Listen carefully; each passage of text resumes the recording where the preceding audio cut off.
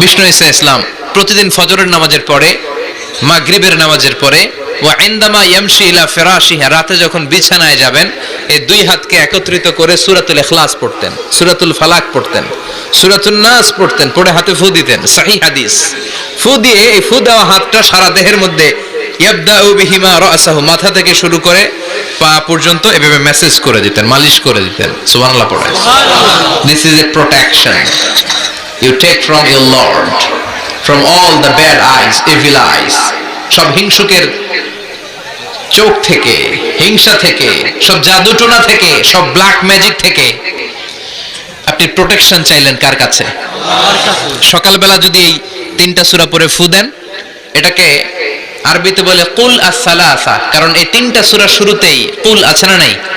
কুল হুয়াল্লাহু আহাদ, কুল আউযু বিরাব্বিল ফালাক, কুল আউযু বিরাব্বিন নাস। এজন্য তিনটাকে আরবিতে বলে কুল আস-সালাসা, মানে তিন কুল। কি বলে?